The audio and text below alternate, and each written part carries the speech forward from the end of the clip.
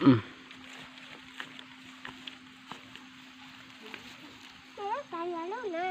Ừ.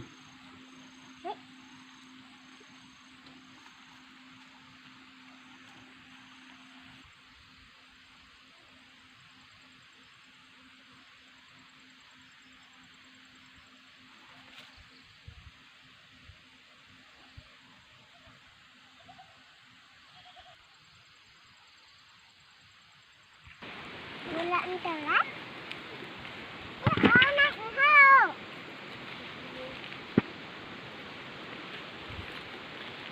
Nó dùng thẳng. Sao nó dùng thẳng mà? Thẳng.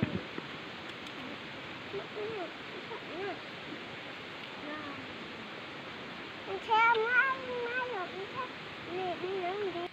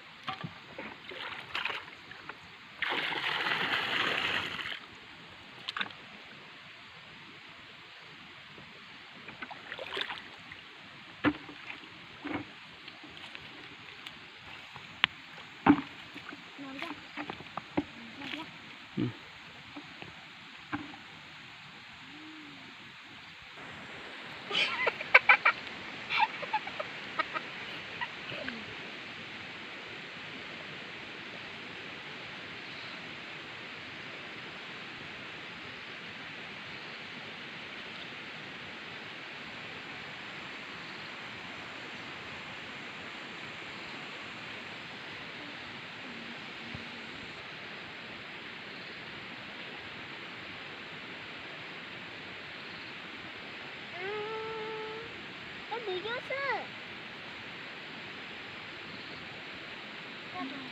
Açalım.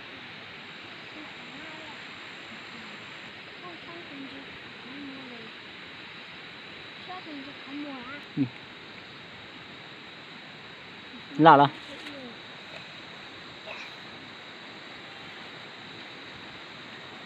lên búp bà.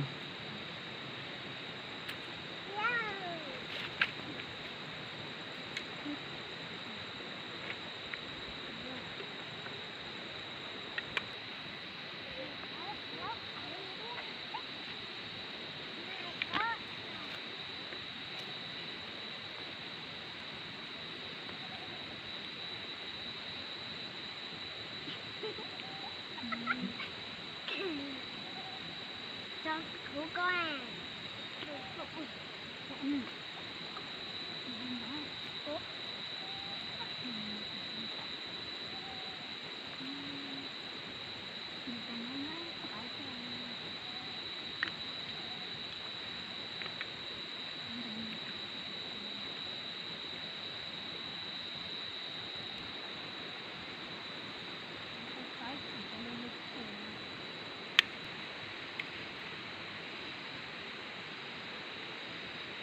Thua là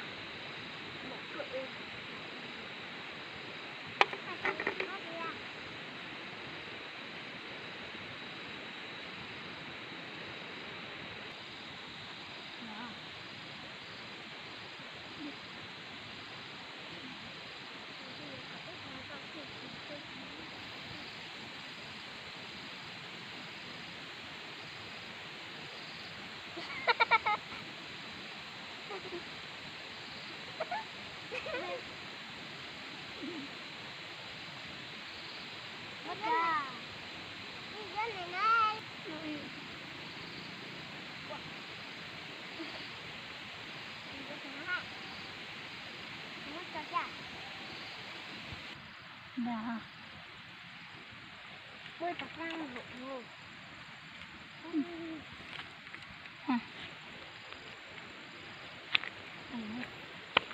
hứa có cái sân này trong đây có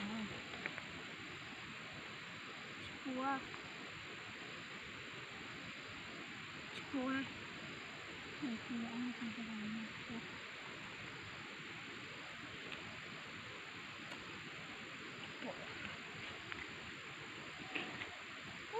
ngồi ra sao hả Chuẩn trái yo.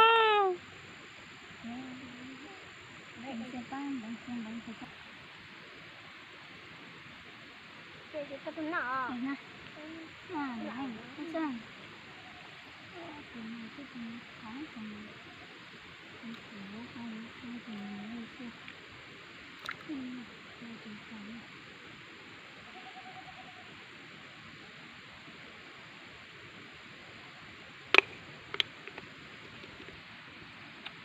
bánh từ trong này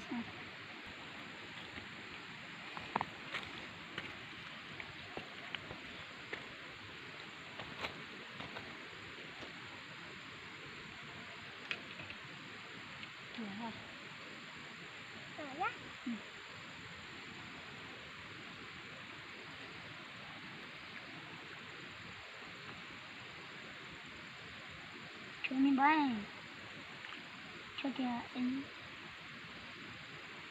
Bánh cho rồi mấy à. chua lắm đây em đưa ra ăn là được khánh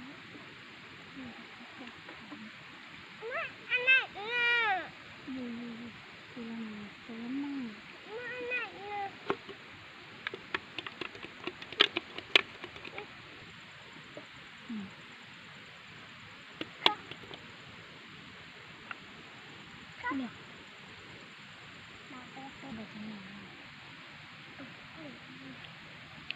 ôi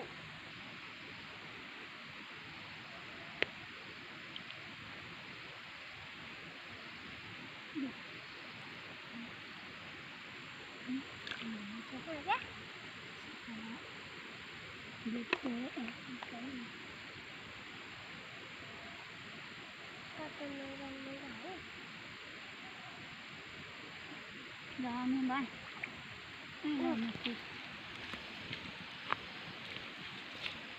ui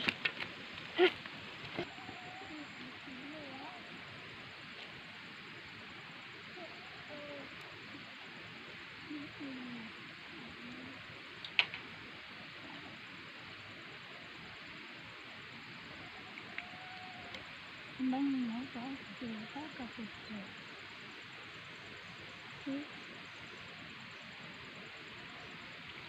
lồng xô lồng xô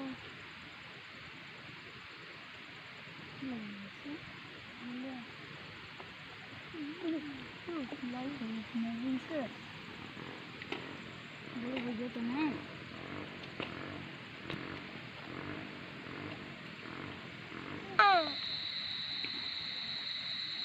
sang chẳng ý thật chưa mi mấy đó còn hai lấy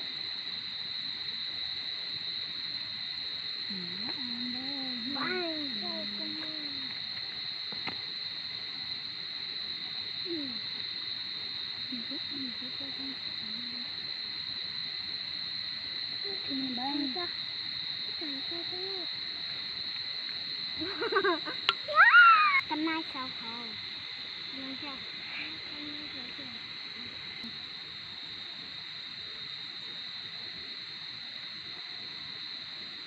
cho kênh Ghiền Mì Gõ để không bỏ lỡ những video hấp dẫn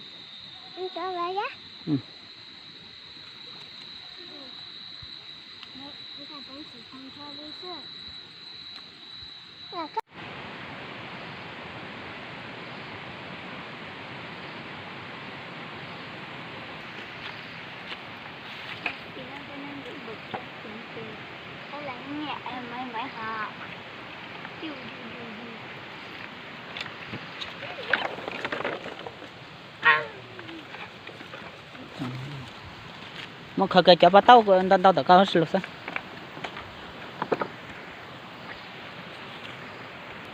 khô mà chiều khô muốn cho của cái nó mà chiều cho nó chi hả hả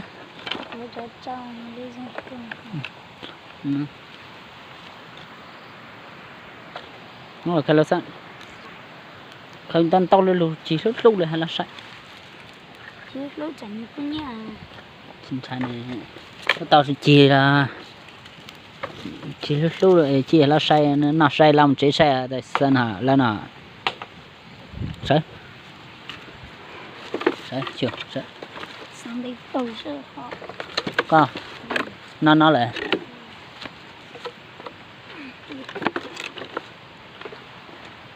chưa không chơi chùa chưa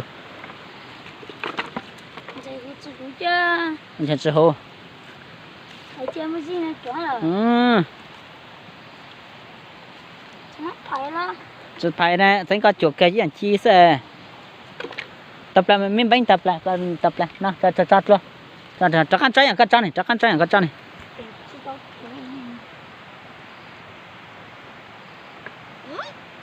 lạตัวไหน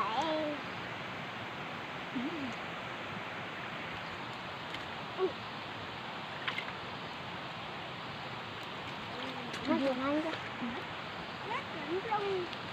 ดูบ้าแฮ่โอ้mưa mấy lần này hà lan chạy đấy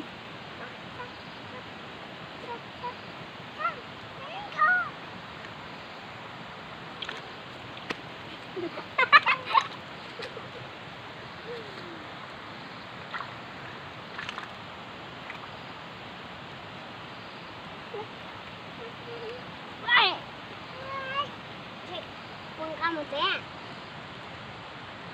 con trai bên này nè bây giờ nó là nó chi chắc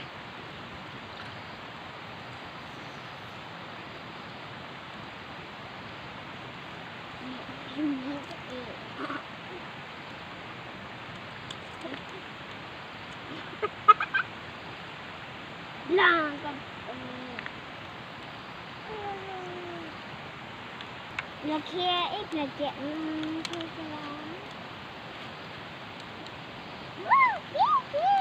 ô có phải ưa ít này cái nào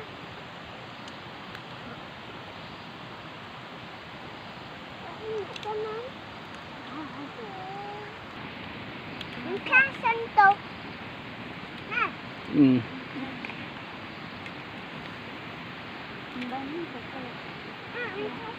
con đã con chim sẻ sẻ rồi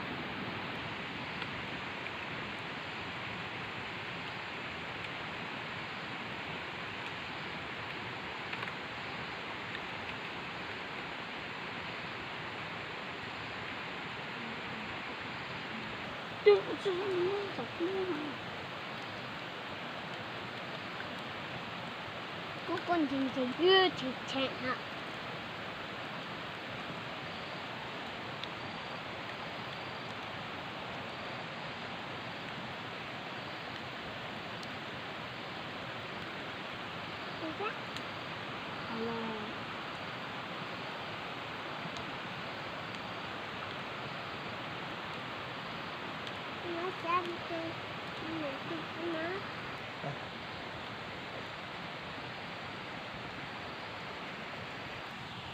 cái này bạn dành được tao luôn á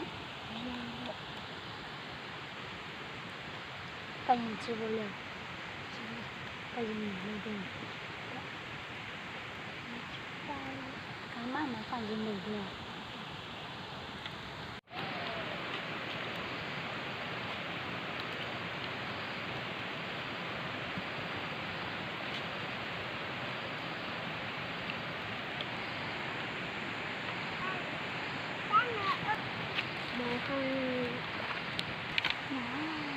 ra cha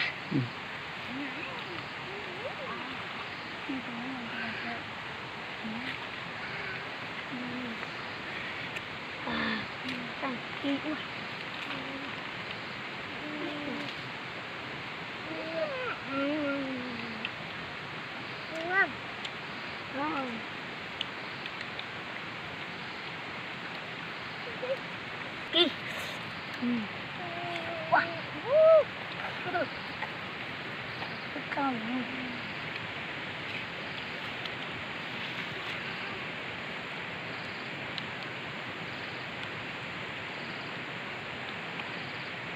chơi sợ cái này là chơi cái ná.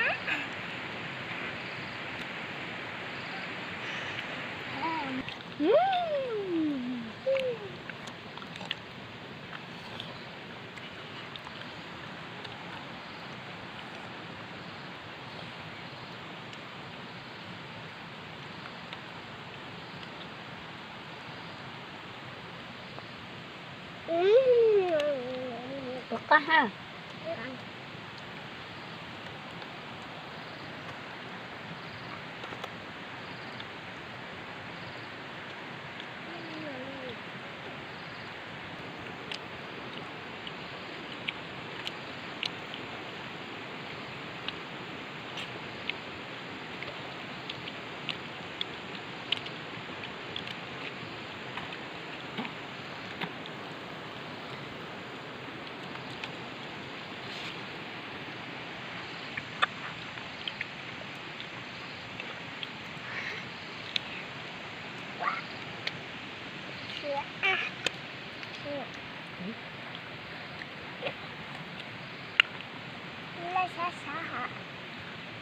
Mình còn để tôi xem.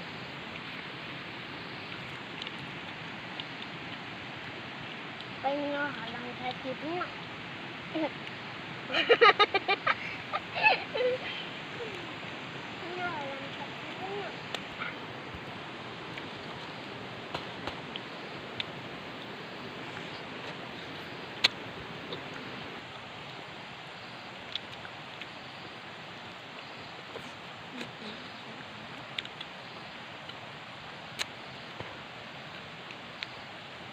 Nah.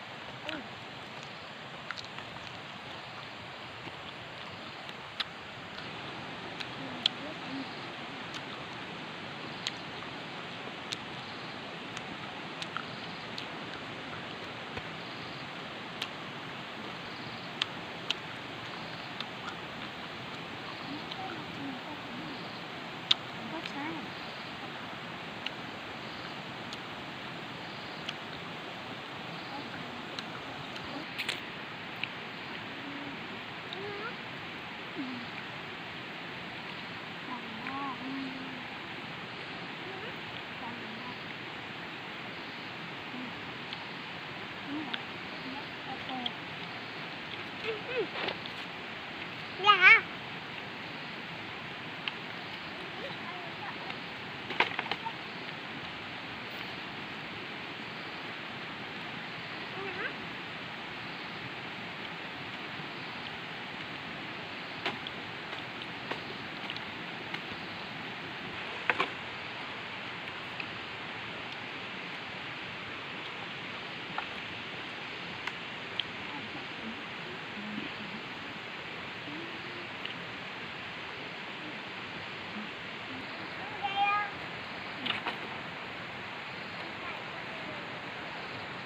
Sao nhá?